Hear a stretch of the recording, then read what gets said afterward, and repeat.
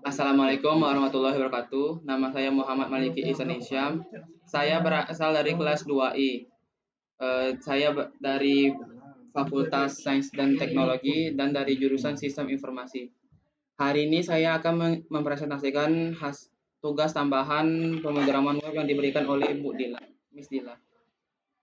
Baiklah, mari saja kita pergi ke PowerPoint-nya.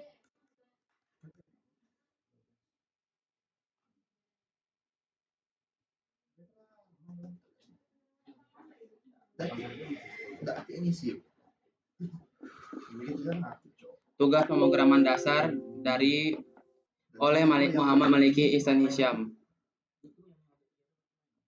Presentasi hari ini berisikan sebagai berikut, yaitu HTML, CSS, JavaScript, dan PHP. Pertama, pengertian pemrograman dasar. Pemrograman dasar adalah pemrograman yang memberikan dasar-dasar logika, di mana sintek-sintek yang diberikan bersifat universal dan lebih mengedepankan pembentukan pola pikir siswa tentang bagaimana cara membuat sebuah program yang efektif dan efisien. Berikutnya yaitu HTML. HTML adalah kependekan dari Hypertext Markup Language, adalah bahasa markup standar yang digunakan untuk membuat dan menyusun aman web. HTML memungkinkan pengguna untuk membuat struktur dan konten dari sebuah halaman web atau dengan menggunakan elemen-elemen atau tampilan yang akan ditampilkan di dalam web. Semua berisikan di dalam HTML yang seperti teks, gambar, dan lainnya. Berikutnya adalah CSS. CSS kependekan dari Cascading Style Sheet, adalah bahasa yang digunakan untuk mendesain dan mengatur tampilan nama web. Dengan CSS Anda dapat mengontrol layout, warna, font, dan elemen-elemen visual lainnya dari segi manapun yang kepada HTML atau laman web Anda. Berikutnya adalah JavaScript. JavaScript adalah bahasa pemrograman yang digunakan untuk menambahkan interaktivitas dan fungsi dinamis pada halaman web. JavaScript dapat berjalan dalam browser, memungkinkan pengembang web untuk mengatur fitur yang responsif dan interaktif. Hal ini juga sering kali disebut sebagai backend. Berikutnya adalah PHP. PHP adalah kependekan dari Hypertext Preprocessor, adalah bahasa script server-side yang digunakan terutama untuk mengembangkan web. PHP memungkinkan pengembang untuk membuat halaman web dinamis yang dapat berinteraksi dengan basis data atau database, mengelola data pengguna, dan menghasilkan konten web secara dinamis.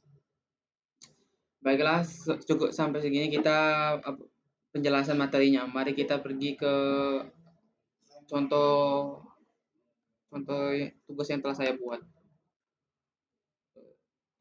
Nah, di sini saya sudah membuat file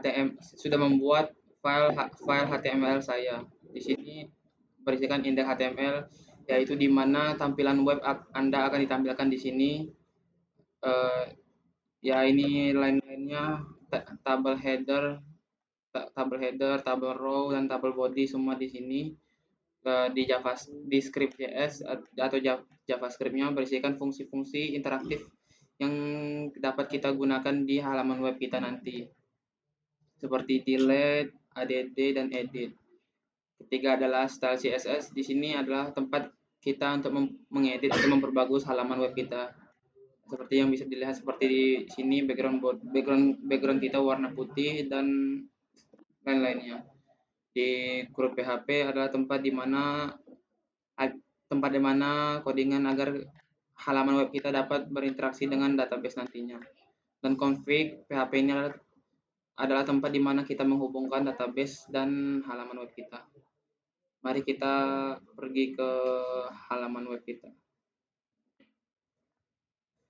Nah, baiklah, di sini kita pertama harus membuat database baru, yaitu kita harus membuat database yang akan kita hubungkan dengan codingan kita nanti. Seperti ini, saya telah membuat satu.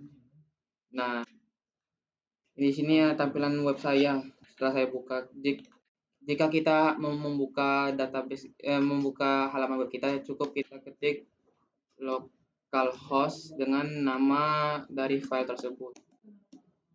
Seperti ini. Nah, dan jangan lupa kita untuk menghidupkan XMPP dan menjadikan kita adminnya itu. Nah, di sini ini ada tampilan indeks HTML kita tadi. Ini adalah fungsi-fungsi yang dapat kita gunakan seperti delete. Kita dapat mendelete data. Nah, datanya hilang. Kita dapat mengedit data juga. Seperti Maliki, Ihsan, save. Nah, dan terganti. Baiklah, sejauh ini cukup sampai di sini tugas pemrograman web saya. Wassalamualaikum warahmatullahi wabarakatuh.